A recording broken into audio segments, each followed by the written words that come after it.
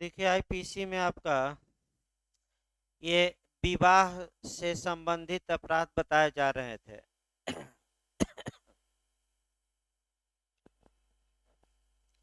Hello. ये IPC में विवाह से संबंधित अपराध जो थे वो बताए गए थे। इसके बाद आ जाइए, इसके बाद आपका जो क्वेश्चन है 498 ए, आईपीसी की धारा 498 ए, 498 ए क्रूएल्टी के बारे में है, क्रूरता के बारे में है। पहला क्वेश्चन ये बनता है कि यह धारा आपका कब जोड़ी गई, तो आपका जवाब रहेगा 1983 में। उसको लिख लीजिए। तो यह धारा 1983 ईस्वी में जोड़ी गई। यह धारा 1900 उसी बैरक पर लिख लीजिए, 1983 ईस्वी में जोड़ी गई। वो 498 ए पढ़ाया जा रहा है, नीचे वाली धारा। हाँ, यह धारा 1983 ईस्वी में जोड़ी गई। इसी के साथ आपका एविडेंस में भी प्रावधान जोड़ा गया। वो पूछा जाता है 113 ए, जो बिहार में इस बार आया भी था जे में। 113 ए एविडेंस की धारा 113 ए जोड़ा गया था। देखिए क्या कहता है ये धारा, यानी कि कोई किसी स्त्री का पति या पति का नातेदार होते हुए ऐसी स्त्री के प्रति क्रूएल्टी या क्रूरता करेगा, वह दंड का भागी होगा। और दंड जो है 3 वर्ष तक का कारावास और जुर्माना। यानी कि जो कोई स्त्री के प्रति क्रूरता करेगा, वह माने पति या पति का नातेदार किसी विवाहिता स्त्री के प्रति क्रूएल्टी करेगा, क्रूरता करेगा, वह सजा का हकदार होगा। और सजा आपका 3 वर्ष का कारावास और जुर्माना। इसके बाद अगली धारा आ जाइए 499 अध्याय आपका, ये अध्याय 21। यहाँ से भी एक क्वेश्चन बनता है, लिख लीजिए। तो अध्याय 21 से भी प्री में एक क्वेश्चन बनता है मानहानि के विषय में, अर्थात डिफेमेशन के विषय में। अब पहले तो ये जानिए, अलग से भी थोड़ा लिखा करिए भाई, जो बताया जाए। मानहानि के बारे में जो आपका क्वेश्चन बनता है, बिहार जे तो हमेशा टाट में या अपकृत में एक क्वेश्चन बनाता है, लेकिन आपका आईपीसी में भी एक क्वेश्चन बिहार एपीओ में बना भी था। और वह ये बना था कि 499 में कितने एक्सेप्शन हैं, कितने अपवाद दिए गए हैं। तो 10 अपवाद दिए गए हैं। मानहानि पहले बताया जाए, कुछ को रिलेट भी करना पड़ेगा इसमें। तो मानहानि आपका, मानहानि, मानहानि 2 शब्दों के मेल से बना है, एक मान और दूसरा हानि। यानी कि मान मतलब ख्याति और हानि मतलब नुकसान। यानी कि जब कोई व्यक्ति किसी दूसरे व्यक्ति की मान को यानी कि ख्याति को नुकसान पहुंचाता है, तो उस कार्य को मानहानि कहा जाता है। मानहानि अपराध भी है, अपकृत भी है। तो बिहार में ये बना कि कौन सा मुकदमा चलाया जाएगा, आपराधिक कि सिविल, कि आपराधिक और सिविल दोनों मुकदमे कनकरेंट या समवर्ती चलेंगे, इनमें से कोई नहीं। बिहार जे में भी एक क्वेश्चन बना है। तो फिर एक कंसेप्ट बना लीजिए। तो कि जब कोई कार्य अपराध भी हो, अपकृत भी हो, तो दोनों मुकदमे आपका एक साथ चलाए जा सकते हैं। क्रिमिनल मुकदमा क्रिमिनल कोर्ट में और सिविल मुकदमा सिविल कोर्ट में। उसको लिखिए अलग से। तो एक लाइन, मानहानि अपराध और अपकृत्य दोनों है। एक लाइन लिख लीजिए अलग से। बिहार में एक क्वेश्चन आ चुका है। कैसी कार्यवाही की जाएगी। तो मानहानि अपराध और अपकृत्य दोनों है तथा दोनों कार्यवाहियां समवर्ती चलाई जा सकती हैं। यही बिहार आया था कि कनकरेंट समवर्ती चलाई जा सकती हैं।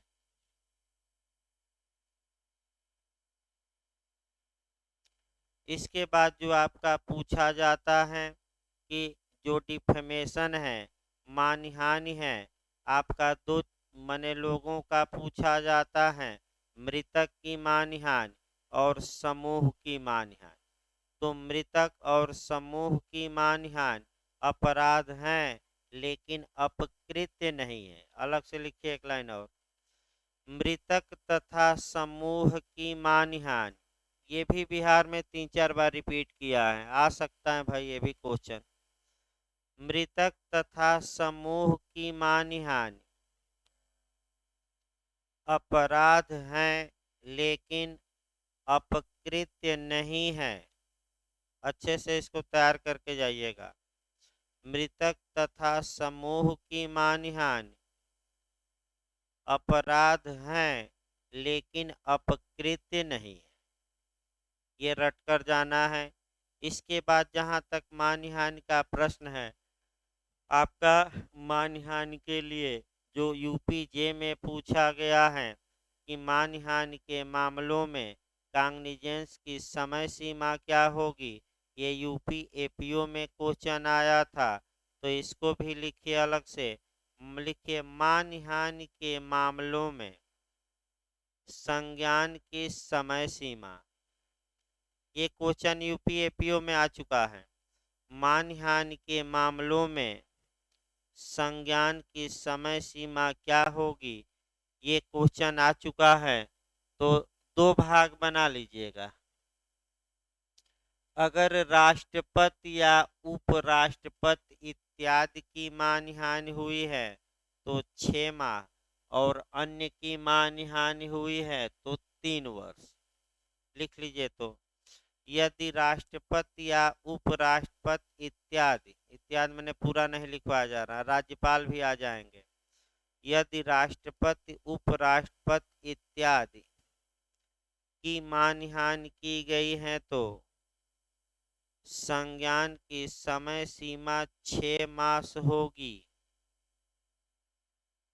संज्ञान की समय सीमा 6 मास होगी, जबकि अन्य व्यक्तियों के मामले में 3 वर्ष। जबकि अन्य व्यक्तियों के मामले में 3 इयर्स मार्क कराइएगा। स्पेशली दे दे अगर राष्ट्रपति इत्यादि के लिए, तब आप 6 माह मार्क कराइएगा, नहीं तो सामान्यतः कितना, 3 साल। अगला देखिए, आपका पूरा पढ़ाना भाई इतने कम समय में संभव नहीं है, लेकिन फिर भी आपका मानहानि के बारे में, मानहानि अपमान लेख द्वारा भी किया जा सकता है, अपमान वचन द्वारा भी। तो उसको इंग्लिश लिख लीजिए।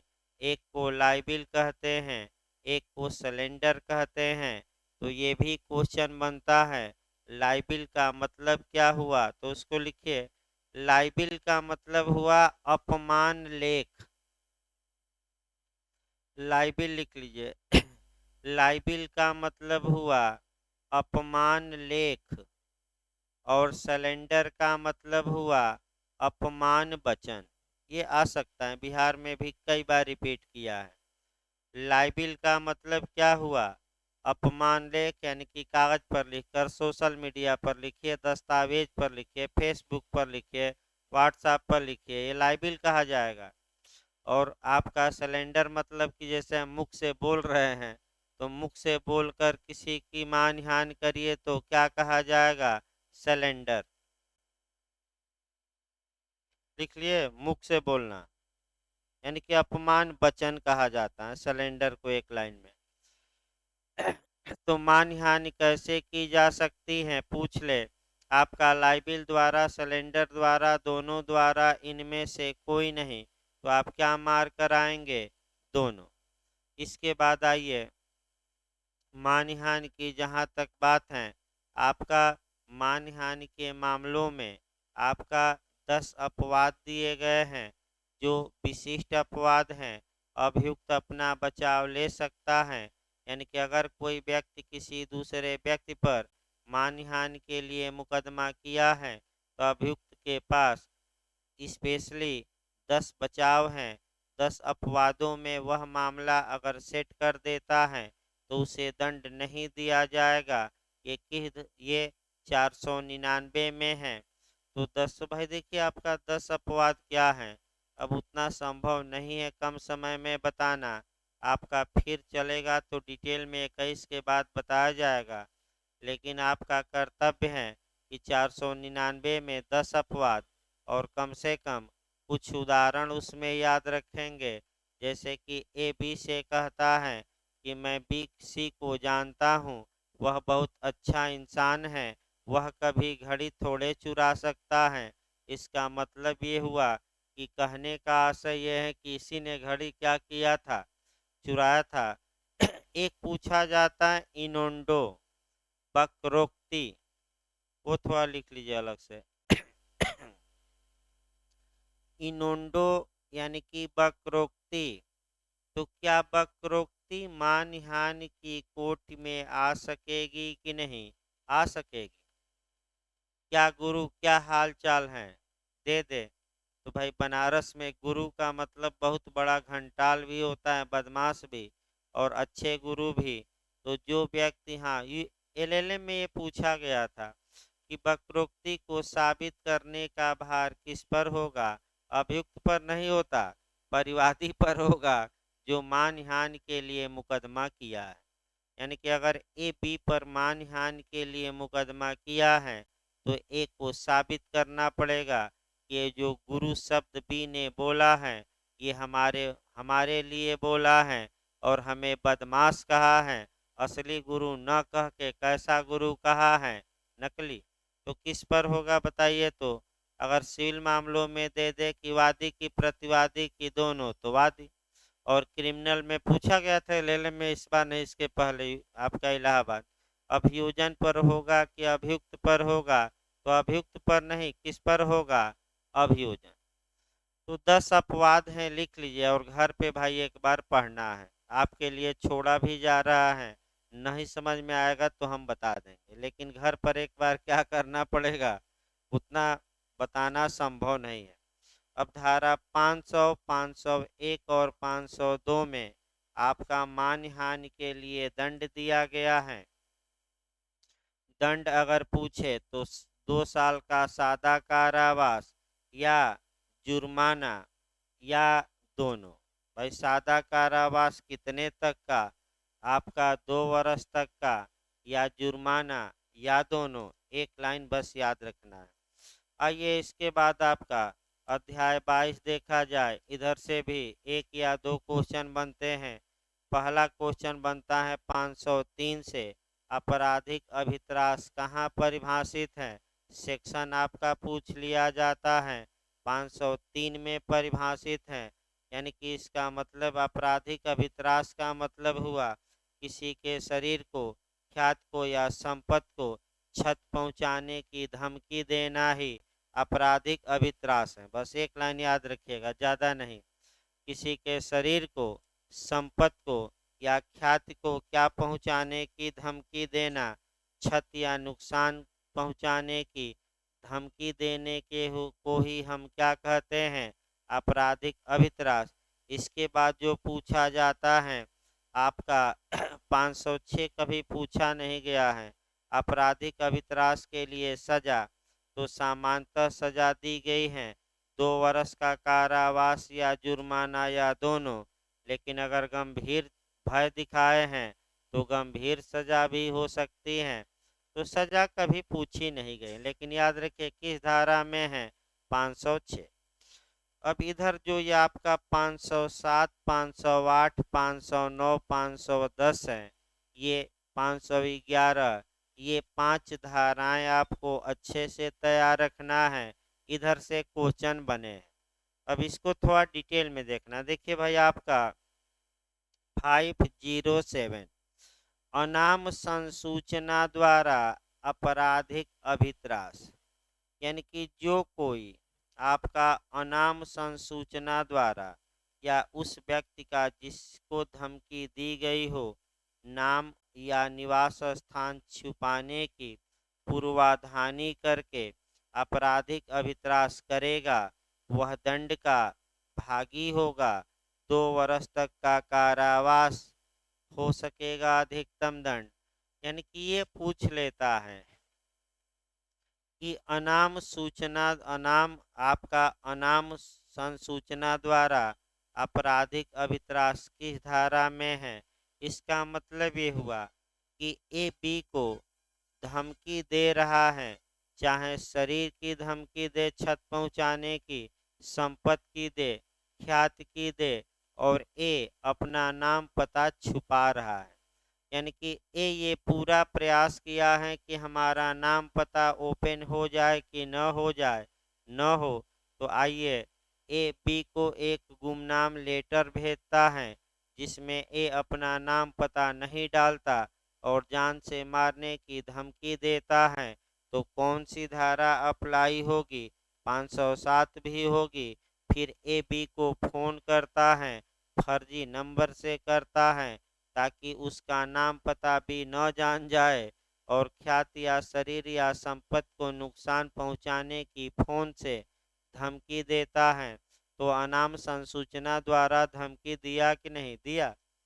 तो ऐसी दशा में कौन सी धारा लागू होगी? नाम पता है ही नहीं, अभियुक्त का छुपा लिया है तो 507। 508 देखिए, 508 एक कह सकते हैं बाबा पर पहले चला जाए और तब 508 भी पूछी जाती है। देखिए, व्यक्ति को यह विश्वास करने के लिए उत्प्रेरित करके कि वह दैवी अप्रसाद का भाजन होगा कराया गया कार्य। यानी कि कुल मिलाकर एक लाइन ये आया कि एक मान लीजिए कि आपका बाबा आए और बी को आपका कहते हैं कि अगर तुम मुझे 10 रुपया नहीं दोगे तो तुम्हारे कुनबे को भगवान उठा ले जाएगा, तुम्हारा परिवार क्या हो जाएगा? नाश हो जाएगा, संपत्ति नष्ट हो जाएगी। इसका मतलब ये हुआ कि दैवीय प्रकोप दिखाकर, यानी कि दैवीय प्रकोप का भय दिखाकर किसी व्यक्ति से कोई संपत्ति ली जाती है, कोई धन लिया जाता है, तो ये मामला किस सेक्शन में आएगा? 508। जैसे कि उदाहरण के रूप में एक देखा जाए, एक मान लीजिए पहुंचा हुआ फकीर है, बी के दरवाजे पर पहुंचता है यह फकीर और बी से कहता है कि तुम्हारी कुंडली में दोष है, ये जो शनि ग्रह चल रहा है तुम्हारे 10वें खाने में बैठा है। यानी कि ये बहुत बड़े वाला है, छोटा वाला नहीं। कौन वाला? बड़े वाला है। और कह दिया कि चौथे में बैठा है शनि, 10वें में, और अगर तुम 2 लाख रुपया हमें नहीं दिए तो ये शनि तुम्हें कहाँ पहुँचा देगा? ऊपर। तो भाई आपका देखिए, ये ऐसे मामलों में यानी कि तुम्हें भगवान उठा लेगा, तुम्हारा भगवान नुकसान पहुंचा देगा, अल्लाह नुकसान पहुंचा देंगे, गार्ड नुकसान पहुंचा देंगे, ऐसा अगर भरमा के और छत का भय दिखा कर दैवी प्रकोप का और धन ले लिया गया या छत का भय दिखाया गया है तो ये किस धारा में दंडनीय होगा? 508 दैवीय प्रकोप, जो गांव में जाकर अपना भरमाते हैं। 509 आ जाइए। इस समय 509 भी ज़्यादा पूछी जा रही हैं और 509 संशोधित भी हुई हैं, इसलिए 509 भले 2 धाराएं इधर याद न हो, 509 510 याद ही करना पड़ेगा। भले ये धाराएं छोड़ दीजिएगा, आ सकती हैं, लेकिन ज़्यादा चांस किसका रहता है? आपका 509 का और किसका?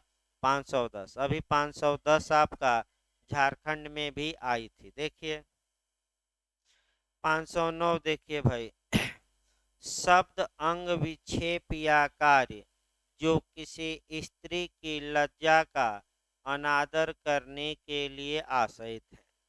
तो स्त्रियों के प्रति जब भी कोई पुरुष कोई अपराध करता है तो एक तो 354 अमूमन लगती है और दूसरा 509 भी लगती है।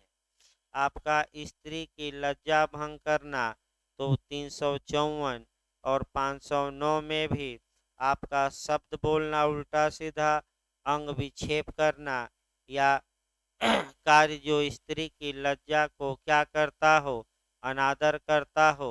अब बताना भी संभव नहीं है भाई, बताया तो जा ही सकता है लेकिन संभव नहीं है सार्वजनिक रूप से भी बताना। देखिए, जो कोई किसी स्त्री की लज्जा का अनादर करने के आशय से कोई शब्द कहेगा, यानी कि मुख से कुछ बोलेगा, शब्द कहेगा, कोई ध्वनि यानी कि सीटी ओटी, कोई ध्वनि या अंग विक्षेप करेगा, यानी कि सलमान खान बन जाइए बॉडी बिल्डर और रैंप पर दौड़ने लगिए, या कोई वस्तु प्रदर्शित करेगा इस आशय से कि ऐसी स्त्री द्वारा ऐसा शब्द सुना जाए, ध्वनि सुनी जाए, अंग विक्षेप यानी कि हाव भाव देखा जाए या वह वस्तु देखी जाए, अथवा ऐसी स्त्री की एकांतता का अतिक्रमण करेगा। जो सबसे महत्वपूर्ण इसमें पॉइंट है, वह स्त्री की निजता का हनन, एकांतता का अतिक्रमण यानी कि प्राइवेसी का वायलेशन, उसको लिख लीजिए, निजता कहा जाता है भाई। उसको थोड़ा आसान भाषा में लिख लीजिए तो निजता, एकांतता को क्या कहा जाता है, निजता। देखिए, एकांतता के बारे में थोड़ा बताना पड़ेगा, आपका उत्तराखंड में पूछा भी गया है, पहले ये बता दें। एकांतता का हनन करेगा तो वह दंड का भागी होगा। सादा कारावास जिसकी अवधि 3 वर्ष हो सकेगी और जुर्माना, सादा कारावास जिसकी अवधि 3 वर्ष हो सकेगी और जुर्माना। पहले इसमें दंड कम था, पूछ सकता है, वहीं बैरक पर लिख लेना है पहले कितना दंड था, 1 वर्ष, और 2013 में संशोधन करके कितना किया गया, 3 साल, वहीं बैरक पर लिखिए। 509 में वही लिख लेना है, पहले दंड कितना था, 1 वर्ष था और 2013 में संशोधन करके 3 साल किया गया। ये पूछ सकता है कि एकांतता कब जोड़ी गई, तो भी लिखिए। अभी हम प्राइवेसी पर 2-4 मिनट अलग से बताते हैं। एकांतता कब जोड़ी गई 509 में, तो मूल रूप से नहीं थी, ये 2013 में जोड़ी गई। यानी कि प्राइवेसी कब जोड़ी गई, 2013 में। अब एकांतता पर देखिए आपका क्वेश्चन कैसे कैसे बने हैं, आपका एक इतिहास देखना पड़ेगा। जहाँ तक प्राइवेसी की बात है, आपका इसको 3 एंगल से देखना है, एक आईटी एक्ट, एक आईपीसी, दूसरा और तीसरा कॉन्स्टिट्यूशन। जहाँ तक भारतीय संविधान की बात है, भारतीय संविधान में आपका देखिए जो केस आते हैं, एक मधुकर नारायण का भी केस आया, पूछा जाता है कि वेश्या को भी एकांतता या निजता का हक है, तो कौन सा केस आया, मधुकर नारायण। फिर उत्तराखंड में जो बना था, गोविंद का केस बना था, कि गोविंद के केस में भी ये बता दिया गया कि एकांतता का क्या है, अधिकार। फिर खड़क सिंह का केस आया जिसमें कि एक डकैत को भी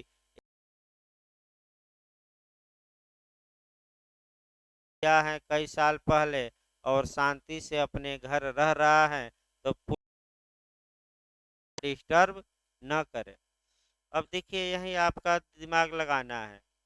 अब ये इंटरव्यू आ गया था कि आखिर एक और केस है लास्ट वाला, रिटायर जस्टिस पुट्टू स्वामी, रिटायर जस्टिस पुट्टू स्वामी का केस आया, जिसमें 9 जजों की पीठ ने सर्वसम्मत से फैसला दिया। तो इंटरव्यू में क्वेश्चन ये बना था कि जब आपका पहले भी कई केसों में निजता के अधिकार को अनुच्छेद 21 के तहत मूल अधिकार मान लिया गया है, तो पुट्टू स्वामी का केस उससे कैसे भिन्न है? तो आपका जवाब रहेगा कि आपका पिछले जो केस आए वह भिन्न भिन्न मामलों में, भिन्न भिन्न क्षेत्रों में एकांतता के अधिकार को मान्यता दी गई थी, लेकिन जो रिटायर्ड जस्टिस पुट्टू स्वामी का केस आया इसमें सभी मामलों में राइट टू प्राइवेसी प्रदान की गई, यानी कि सभी मामलों को क्या किया गया, एक जगह। और वर्तमान में निजता का अधिकार एक फंडामेंटल राइट है, किस अनुच्छेद में समाहित है, 21 में। और किस केस में आ गया, रिटायर जस्टिस कौन, पुट्टू स्वामी के केस में कितने जजों ने सर्वसम्मत से फैसला दिया, 9 जजों ने। और बता, लेकिन एकांतता का अधिकार पूर्ण अधिकार नहीं है। लोक व्यवस्था, राज्य की सुरक्षा, स्वास्थ्य इत्यादि के आधार पर आपकी एकांतता क्या की जा सकती है, छीनी जा सकती है। और मामला पेगासस का है, मामला पेगासस का ही आया तो सरकार ने, सुप्रीम कोर्ट ने कहा कि हम नहीं बताएंगे हम किसका रिकॉर्ड किए हैं। सरकार से पूछा सुप्रीम कोर्ट ने, बताइए क्या किए हैं, तो सरकार ने बताने से इनकार कर दिया कि राष्ट्रीय सुरक्षा से जुड़ा मामला है, हम इस विषय पर कुछ नहीं बोलेंगे। तो जांच कमेटी सुप्रीम कोर्ट ने बैठा दी कि नहीं बोलेंगे तो मुझे भी क्या है, हक है क्या बनाने का जांच रिटायर जस्टिस के। तो अलग उनको बताइएगा, अब कहाँ तक बताती है सरकार क्या, वो अलग बात है। तो किसी मामले को डंप करना है तो जांच समिति बना दीजिए, अपने आप ही डंप हो जाएगा, कई साल लग जाते हैं। देखिए आगे देखिए भाई, एकांतता का जो अधिकार है, अगर इलेक्ट्रॉनिक माध्यमों से एकांतता का हनन किया जा रहा है, यानी कि अगर ऑनलाइन एकांतता का वायलेशन या प्राइवेसी का किया जा रहा है, तो इसके लिए अलग कानून बना है, सूचना प्रौद्योगिकी अधिनियम सन 2000, इंफॉर्मेशन टेक्नोलॉजी एक्ट सन 2000, यानी कि आईटी एक्ट सन 2000, और उसमें प्रावधान है। लेकिन अगर ऑफलाइन किया जा रहा है तो आईपीसी की कौन सी धारा, आपका 509। और किस 509 केवल किसके विरुद्ध अपराध हैं, स्त्री की पुरुष की दोनों, केवल स्त्री। हाँ याद रखिएगा, 509 पुरुष के विरुद्ध नहीं, किसके विरुद्ध, केवल स्त्री। यानी कि अगर ऑफलाइन, बस एक लाइन जानना है कि ऑफलाइन अगर एकांतता का हनन कर रहे हैं, बार बार जाकर दरवाजा खटखटाना, बार बार जाकर तंग करना, तो ये ऑफलाइन हो गया। ऑनलाइन मतलब कि बार बार फ्रेंड रिक्वेस्ट भेजना, बार बार उसको चैटिंग करना, मना करने के बावजूद बार बार व्हाट्सएप पर मैसेज करना, मिस कॉल मारना, ये सब का क्या हो गया, एकांतता का भंग हो गया। और इसके लिए आईटी एक्ट में व्यवस्था है। देखिए 510 देखा जाए, 510 भी आपका पूछी जाती है, अभी झारखंड एपीओ में भी आया था। मत व्यक्ति द्वारा लोक स्थान में औचार, यानी कि ये एक व्यक्ति है, कितना बूंद लिया है, ज़्यादा नहीं भाई, थोड़ा मात्रा बढ़ा दिया जाए अब, क्योंकि 2 बूंद की जगह 4 बूंद में क्या होगा, पूरी बोतल ले दिलवा दिया जाए तो मात्रा थोड़ा बढ़ा दिया जाए। ये एक व्यक्ति है और एक पौवा लिया है, यानी कि पौवा मतलब कितना ग्राम। हाँ बहुत तेज बोल रहे हैं भाई लग रहा है कि और इतना भी तेज ना बोल दीजिए कि भाई ऑनलाइन वाले भी जान ले कि कौन बोला है। क्योंकि भाई देखिए आपका ये 250 ग्राम यानी कि पौवा लिया है, पौवा लेकर घर में रहे, कानून कहता है कि शहर में घूमेगा, घर में रहे, लेकिन रोड पर घूम रहा है और लोक स्थान में सिविल लाइन टहल रहा है, कभी इस बाइक वाले की है कभी उस बाइक वाले पर गिर रहा है, तो ये किस धारा में अपराध होगा, 510 की, यानी कि पीओ लिए हैं, नशे में हैं, तो लोक स्थान में औचार न करिए। और आपका पब्लिक प्लेस में भाई लोक स्थान में औचार न करिए। अगर लोक स्थान में औचार करते हैं और शांति व्यवस्था भंग करते हैं तो आप दंड के भागी होंगे, किस धारा में, 510। ऐसा ही अपराध आपका पुलिस अधिनियम 1861 की धारा 34 में भी मिलेगा। तो 510 में कितना दंड है? 24 घंटे का कारावास या 10 रुपया जुर्माना या दोनों। तो क्वेश्चन आपका जो सबसे महत्वपूर्ण पूछा जाता है कि आईपीसी की किस धारा में सबसे कम कारावास का दंड का प्रावधान है? तो आप यहीं अंडरलाइन कर लीजिए, लिख लीजिए भले ही। आईपीसी की धारा 510 में सबसे कम कारावास का दंड है। तो कितने कारावास का दंड है? रट कर जाइएगा, अभी झारखंड एपीओ में आया था, चांस है पूछने का। 24 घंटे तक का कारावास या 10 रुपये तक का जुर्माना या दोनों। हो सकता है, देखिए 3 एंगल से पूछा जाता है। लोक स्थान में अवचार किस धारा में दंडनीय है? 510। 510 में दंड कितना लोक अवचार लोक स्थान में अवचार के लिए है? तो 24 घंटे का कारावास या 10 रुपया जुर्माना या दोनों। तीसरा मॉडल जो झारखंड बनाया आपका कि सबसे कम कारावास का दंड आईपीसी की किस धारा में? तो 510 में है। ये तीनों मॉडल बने हैं, सतर्क रहिएगा। अब आइए पुलिस एक्ट को जोड़ना है। चूंकि ऐसा ही कार्य पुलिस अधिनियम 1861 की धारा 34 में भी अपराध है और उसमें थोड़ा दंड की मात्रा ज़्यादा है।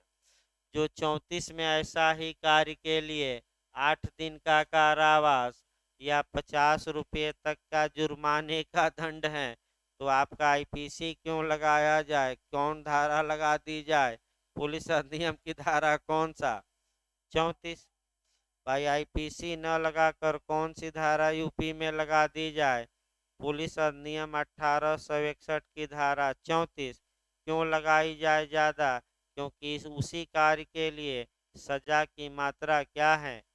अधिक है। कितने दिन का कारावास है इसमें? 8 दिन का और जुर्माना 50।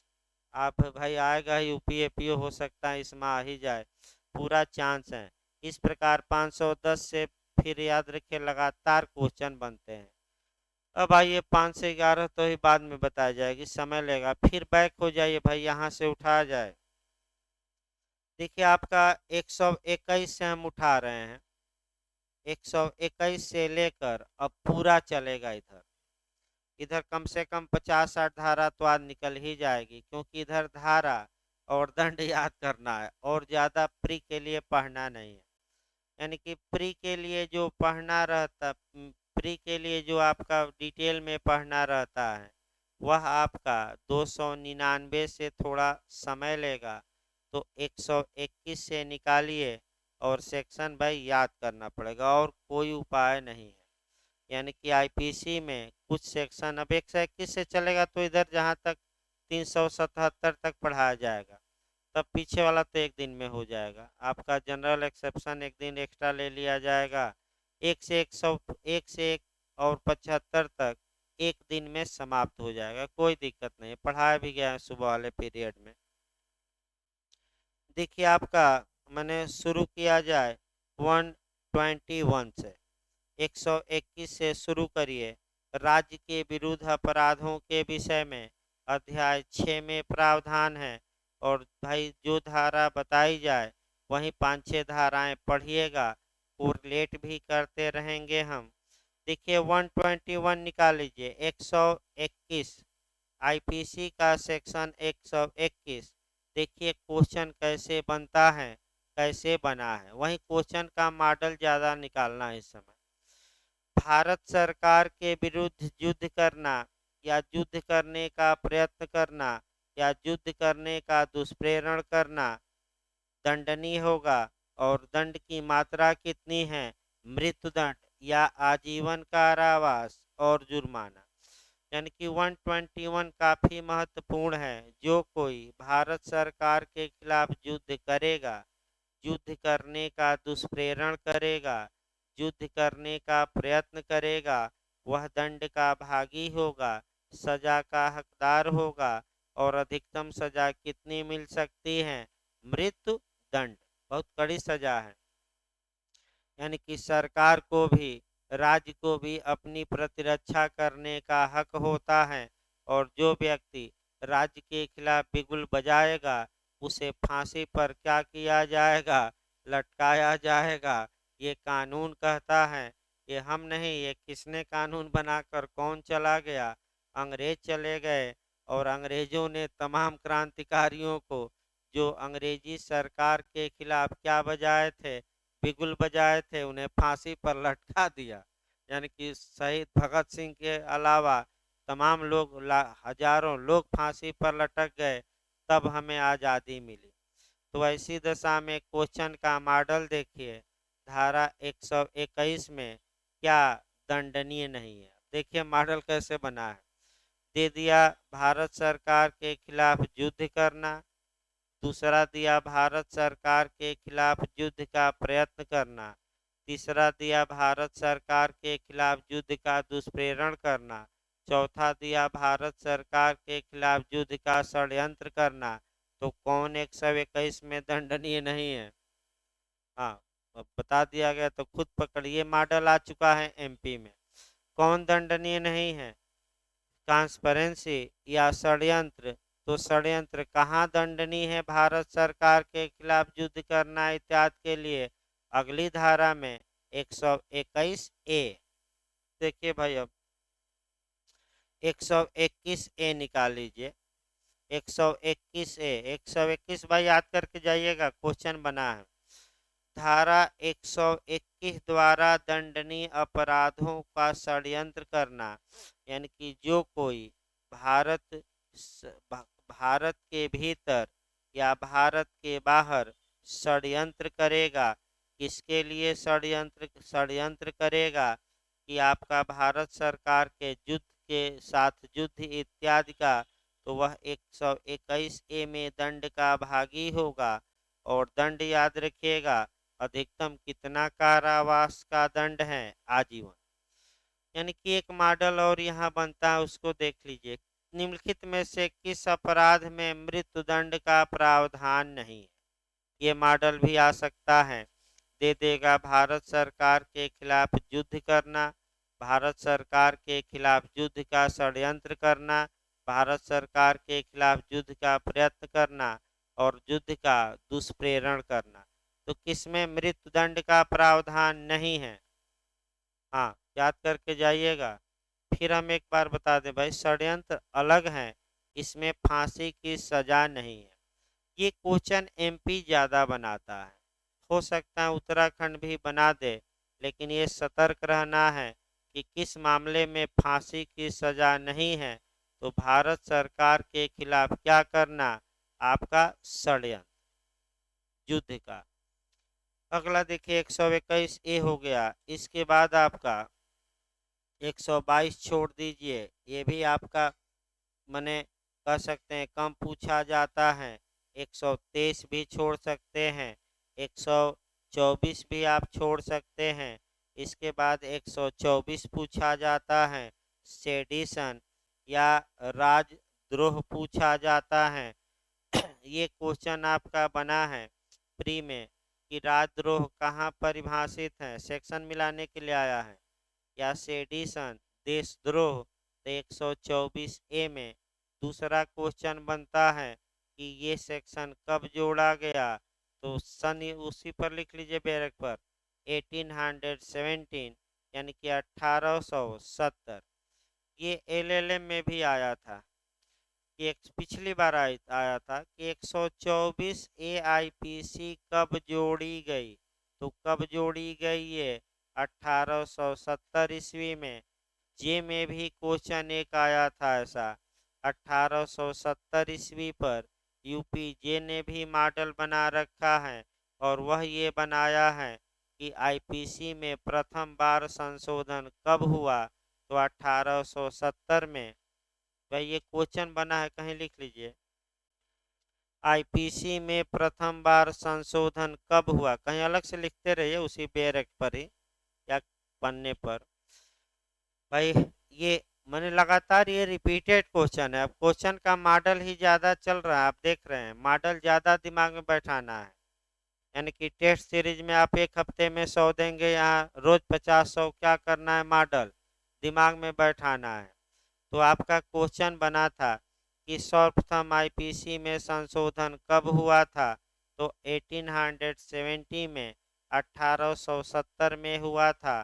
तो आपका दूसरा क्वेश्चन बनता है कि 124 ए कब जोड़ी गई, तो 1870 ईस्वी में। आपका जोड़ने का उद्देश्य ये था कि अंग्रेजी सरकार के खिलाफ कोई मुंह न खोले, क्योंकि अंग्रेजी सरकार की सत्ता क्या रहे, कायम रहे। और वहीं आज भी चल रहा है, आज भी यही होता है। जैसे ही कोई व्यक्ति सरकार के खिलाफ कुछ बोलता है, तो सरकार, चाहे किसी भी की भी सरकार हो, इसमें कोई शक नहीं है, चाहे भाजपा हो, कांग्रेस हो, जो भी हो, तुरंत 124 से लगा के कहाँ भेज देती है, जेल। फिर सुप्रीम कोर्ट नाराज होता है, तो सुप्रीम कोर्ट इसकी संवैधानिकता पर विचार कर रहा है। इसकी संवैधानिकता पर गंभीरता से सुप्रीम कोर्ट विचार कर रहा है कि क्या ये धारा वर्तमान समय में वैध है कि अवैध है। तमाम तर्क दिए जा रहे हैं कि सरकार की नीतियों की आलोचना करना हमारा अनुच्छेद 19(1)(a) में फंडामेंटल राइट है। हमें स्पीच और क्या दी गई है, एक्सप्रेशन की स्वतंत्रता, तो हम बोलेंगे, भले ही सरकार इसके लिए हमें कुछ भी करे। तो बोलते हैं लोग, तुरंत राजद्रोह लगा के कहाँ भेज दिया जाता है, जेल। फिर जमानत होती है। तो आपका ये चलता रहता है। अब क्या करता है सुप्रीम कोर्ट, वो उसके ऊपर है। तमाम केस होसाए वो तो अलग बात है, लेकिन आपका ये याद रखना है कि 124 से 1870 में जोड़ी गई और आज भी आपका कायम है, लागू है। अब सुप्रीम कोर्ट आगे क्या करता है वो अलग बात है।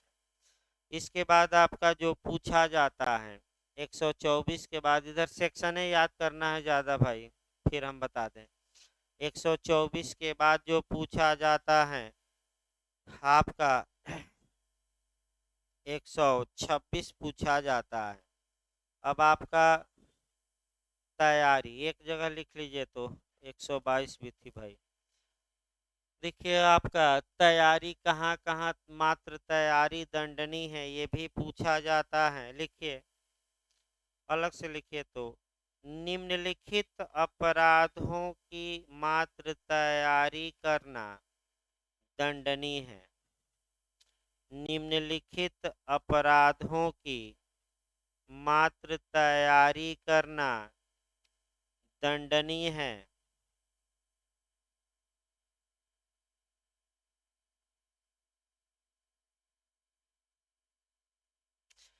अब एक क्वेश्चन आपका बनता है और सेक्शन याद रखिएगा, 122 है, 126 है, 399 है ना, देखिए तो डकैती डालने की तैयारी, और आपका सिक्कों की कूटकरण की तैयारी, तो 234, 235 इत्यादि कई धाराएं हैं, उसमें नहीं जाना है।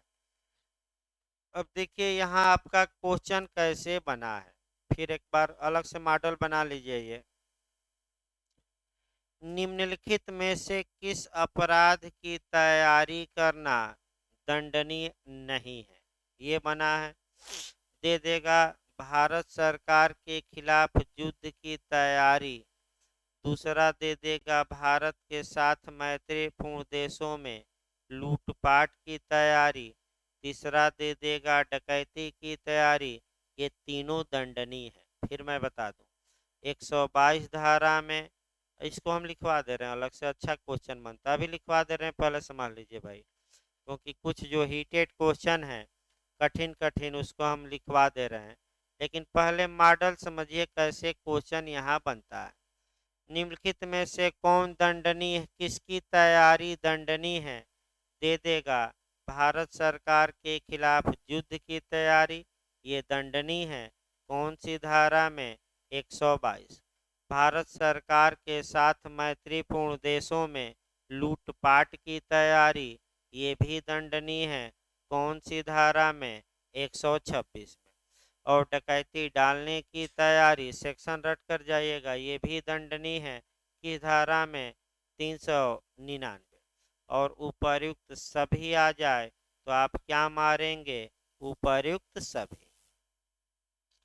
देखिए, सामान्यतः तैयारी दंडनीय नहीं होती, क्योंकि अपराध की प्रिपरेशन या तैयारी करने के बाद भी व्यक्ति अपना विचार बदल सकता है। अब देखिए, विचार एक रकम्मा का केस आता है और रकम्मा के केस को याद रखिएगा। एक औरत दौड़ती हुई, ये भी उत्तराखंड पूछ चुका है, एलएलएम बीएचयू एलएलएम में भी आया था, 309 में बताया भी जाएगा। एक औरत लिए कुएं की ओर दौड़ती हुई जा रही थी, जब तब तक बीच में कुछ लोग उसे पकड़ लेते हैं। क्या यह औरत आत्महत्या के प्रयास के लिए दोषी होगी कि नहीं? नहीं होगी। क्यों? क्योंकि अभी संभावना थी कि वह कुएं के पास जाकर भी अपना विचार क्या करती? बदल देती। तो जहां मौका हो कि अभी भी व्यक्ति अपना विचार क्या कर सकता है? बदल सकता है, तो वह जो स्टेज है वह तैयारी माना जाएगा। और जहां अब विचार बदलने का मौका खत्म, तो वह प्रयत्न माना जाए। बस एक लाइन याद रखिए, तैयारी और प्रयत्न में एक लाइन अंतर याद रखिए। अगर मुख मोड़ने का आपका समय है तो वह तैयारी, और मुख अब नहीं मोड़ा जा सकता, तब क्या होगी? प्रयत्न। तो अभी भी औरत के पास मौका है कि वह क्या कर सके? अपना विचार कुएं में कूदने से पहले क्या कर सकती थी? बदल सकती थी। कौन सा केस है? रकम्मा का। रकम्मा रकम्मा रकम्मा याद करके जाइएगा, बहुत पूछा जाता है। अगला देखिए आपका, निम्नलिखित में से किसकी तैयारी दंडनीय है न दंडनीय नहीं है? तो 3 ऑप्शन, 4 की तैयारी दंडनीय है, याद रखिए। इसके बाहर जो भी अपराध जाएगा, हत्या की तैयारी करना आ जाए वो भी दंडनीय नहीं है, आ जाए चोरी की तैयारी करना वो भी दंडनीय नहीं है, लूट की तैयारी करना वो भी दंडनीय नहीं है, ये सब दंडनीय नहीं है, याद रखिएगा। कितनी तैयारी आपका, कितने अपराधों की तैयारी मात्र दंडनीय है? 4। और चारों रटिए, इसको लिखिए भाई, इसको एक जगह लिखिए। तो निम्नलिखित 4 अपराधों की तैयारी मात्र दंडनीय है। अलग से लिख लीजिए। तो निम्नलिखित 4 अपराधों की तैयारी, मात्र तैयारी, केवल तैयारी करना, रट कर जाइएगा इसको, एक क्वेश्चन निश्चित आता है। केवल तैयारी करना दंडनीय है। सेक्शन वाइज भी लिखिएगा, लिखिए तेजी से, थोड़ा लिखिए। 122, भारत सरकार के खिलाफ युद्ध की तैयारी, हल्का तेजी से लिखिए। धारा 122, भारत सरकार के खिलाफ किसकी तैयारी? युद्ध की तैयारी।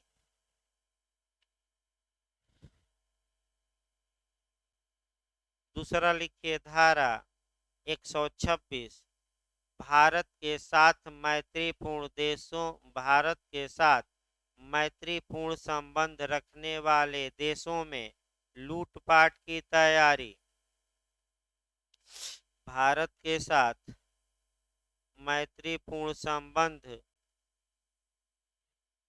रखने वाले देशों में लूटपाट की तैयारी।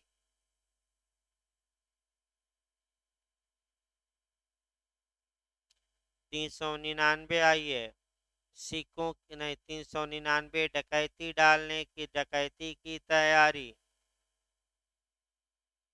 डकैती की तैयारी।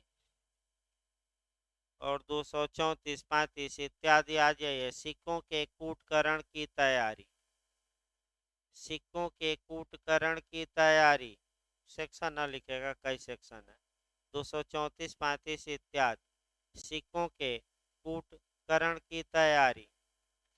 अच्छा क्वेश्चन बनता है, सेक्शन वाइज मॉडल भी बना दिया गया, सतर्क रहना है भाई, और कोई उपाय नहीं इसका।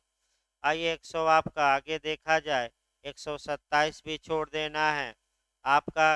128 भी छोड़ देना है, 129 भी, और 130 आता है। 130 कभी काल पूछ लिया जाता है कि आपका संश्रय देना, यानी कि आपका युद्ध कैदी या छुड़ाना या संश्रय देना। तो बस एक लाइन इसमें जानना है कि संश्रय हम बताएंगे आगे। अगर पति पत्नी को संश्रय देता है और पत्नी पति को, तो ये लोग आपस में संश्रय देने के लिए दंडित नहीं होंगे। आगे हम बताएंगे, छोड़ दीजिएगा और धाराएं। अब अध्याय 7 आ जाइए। सेना, नौसेना और वायुसेना से संबंधित अपराधों के विषय में। इसमें आपका 131 से लेकर 140 तक की धाराएं हैं। अब यहाँ 2 या 3 धारा केवल पढ़िएगा, हम बता दे रहे हैं। आपका 3 धारा पढ़िएगा, एक 132 पढ़िएगा, लिख लीजिए भाई। एक 132 पढ़िएगा, एक 136 पढ़िएगा, और एक आपका 140। 3 धाराएं पढ़िएगा, ज़्यादा नहीं। 10 धाराओं में से कितनी धाराएं? 3। प्री के लिए पूछा गया है। ये इसको अलग से भले लिख लीजिए, 132, 136 और 140।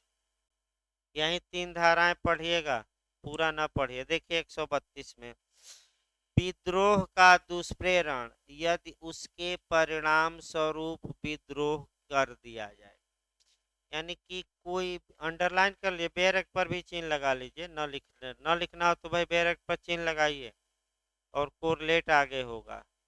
अब देखिए, अभी आपका हार्बर हम संश्रय इसी समय बता देंगे।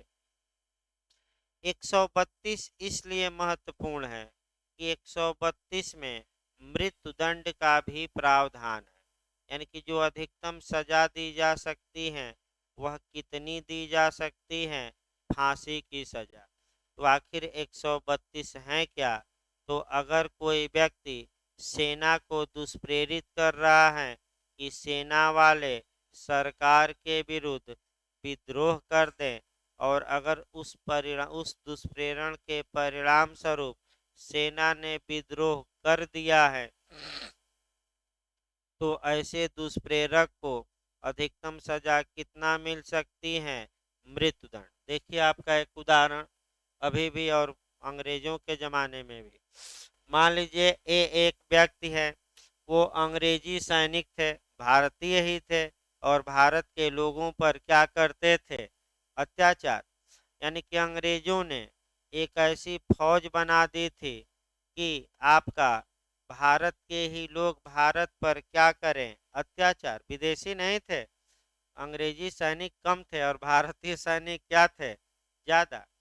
तो ये एक व्यक्ति है जो भारत के सैनिकों को अंग्रेजों के खिलाफ भड़का रहा है कि तुम अंग्रेजों के साथ क्या कर दो? विद्रोह कर दो और हमारे आज़ादी के आंदोलन में शामिल हो जाओ। तो अगर एक के भड़काने या दुष्प्रेरित करने के कारण सैनिक क्या कर देता है? विद्रोह कर देता है, तो ऐसी दशा में अब धारा 132 कहती है कि ऐसे दुष्प्रेरक को अधिकतम कितनी सजा दी जा सकती है? मृत्युदंड।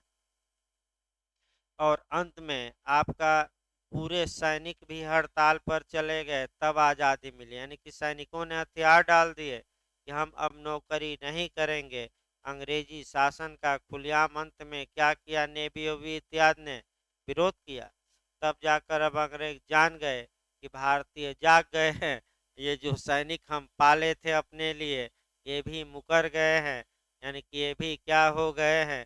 गद्दारी कर दिए हमारे साथ, ये तो भारतीयों के साथ मिल गए, तब जाकर हमारा देश छोड़े, नहीं तो इतना आसानी से देश छोड़ने वाले नहीं थे। 132 इसलिए महत्वपूर्ण है कि अगर दुष्प्रेरण किया गया है और उस दुष्प्रेरण के परिणाम स्वरूप सेना क्या कर दे? विद्रोह। भाई केवल दुष्प्रेरण नहीं, विद्रोह होना चाहिए, तब ऐसे दुष्प्रेरक को अधिकतम कितनी सजा मिलेगी? मृत्युदंड। अब 132 आइए भाई। देखिए 136 आइए, 136 पूछा गया, अंडरलाइन। अभित्याजक को संश्रय देना, अभित्याजक का मतलब होता है सेना का भगोड़ा। ना है तो लिख लीजिए। तो अभित्याजक को संश्रय देना किस धारा के तहत दंडनीय है? तो 136 के तहत। अभित्याजक मतलब भगोड़ा। भगोड़ा के बारे में नियम यानी कि कोई व्यक्ति है, सेना की नौकरी कर रहा है, सेना की नौकरी छोड़कर भाग आया और दूसरा व्यक्ति यह जानते हुए कि ये सेना की नौकरी छोड़कर भागा है, उसे खाना देता है, पानी देता है, आवास उपलब्ध कराता है, फोन दे देता है या वाहन देता है, तो ऐसा व्यक्ति हार्बर या संश्रय के लिए दंड का क्या होगा भाग? संश्रय ना है तो आश्रय देना, संश्रय ना है तो क्या? आश्रय। और ये आगे बताया जाएगा। लेकिन आपका जो यूपी एपीओ तमाम राज्यों ने पूछा है कि कौन किसको अगर संश्रय देता है, आश्रय देता है, हार्बर देता है तो दंड का भागी नहीं होगा। तो अगर पति पत्नी एक दूसरे को संश्रय देते हैं तो वह दंड के भागी नहीं होंगे। इसका मतलब ये हुआ कि पति सेना में था, नौकरी छोड़कर भाग आया बिना रिजाइन के और पत्नी ने आश्रय दे दिया, तो क्या उसकी पत्नी दंड की भागी होगी कि नहीं संश्रय के लिए? नहीं होगी। और पत्नी सेना में थी, भाग आई और पति ने आश्रय दे दिया, तो कौन एक दूसरे को संश्रय देने के लिए दंड के भागी नहीं होंगे? पति पत्नी। साली और घरवाली ना मार दीजिएगा। यानी कि साली भी दंडित होगी, ससुर जी भी, और एक नंबर वाला। एक नंबर वाला जानते हैं कि नहीं? हाँ देखिए पांडे जी, बताइए एक नंबर वाला रिश्ता कौन कहलाता है? नहीं मालूम है तो भाई क्या करते हैं भाई, पढ़ाई के साथ साथ थोड़ा गढ़ाई भी करिए। मालूम तो है ही लेकिन बताएंगे नहीं। तो यानी कि सोना किधर गया, कहाँ पकड़ा गया, पूरा मालूम है लेकिन बताएंगे नहीं। तो देखिए पीछे वाले बता रहे हैं साढ़ू भाई, आपके पीछे वाले कह रहे हैं कि एक नंबर वाला कौन होता है? साढ़ू भाई। तो भाई जानते हैं ना, साढ़ुआना नाता बहुत खतरनाक भी होता है। एक नंबर वाला होता है, यानी कि कहावत भी कही जाती है कि अगर आपके जैसे कि मान लीजिए कि आपके घर का कोई आ गया तो उतना आदर भाव नहीं दिया जाएगा जितना साढ़ू जी आ जाएंगे तो दिया जाएगा, और साढ़ुआइन आ जाएंगे तो दिया जाएगा, क्योंकि ये रिश्ता एक नंबर वाला है। इसके आगे सभी रिश्ते क्या हैं? हाँ देखिए, फेल नहीं विफल हैं। यानी कि वरीयता किसको दी जाती है? हाँ चलिए ठीक है भाई, याद तो कर लिए। 140 आई है, अब याद करके जाइएगा। 140 आई है, रंगा सियार वाली धारा है। यानी कि अब रंगा सियार भी देख लिया जाए। पहले तो रंगा सियार देखिए करता क्या है। जब कोई सियार शेर की खाल पहन लेता है तो दुनिया की नजरों में वह शेर दिखता है, लेकिन उसकी वास्तविकता क्या होती है? सियार की, जयकाल की। तो ऐसी दशा में अगर कोई व्यक्ति सेना में है नहीं, लेकिन सेना की वर्दी पहनकर टहल रहा है कि हम सैनिक हैं और लोग हमें सेना में माने, तो ऐसा व्यक्ति भी दंड का भागी होगा। और ऐसे व्यक्ति को कहा क्या जाता है? रंगा सियार। रंगा सियार कहा जाता है। तो रंगा सियार, आप लोग सुने होंगे कि फर्जी दरोगा जी पकड़े गए, तो फर्जी इनकम टैक्स अफसर लखनऊ में पकड़ा गया, तो फर्जी एसडीएमए पकड़ लिया गया, और कहीं फर्जी मुख्यमंत्री न पकड़ लिया जाए, वही एक बचा है। फर्जी राज्यपाल न पकड़ लिया जाए, फर्जी मोदी जी पकड़ लिए गए, लेकिन हो सकता है योगी जी का कोई चेहरा का घूम रहा हो और कहे कि हम ही मुख्यमंत्री हैं, तो कहीं पकड़ न लिया जाए, तो आपका फर्जीवाड़ा किया जाता है। वो अलग बात है। देखिए, सैनिक, नौसैनिक या वायुसैनिक द्वारा उपयोग में लाई जाने वाली पोशाक पहनना या टोकन धारण करना, टोकन यानी कि बैज जो बिल्ला होता है, तो ऐसे व्यक्ति दंड के भागी होंगे। और कितने माह तक सजा हो सकती है? 3 कम सजा है।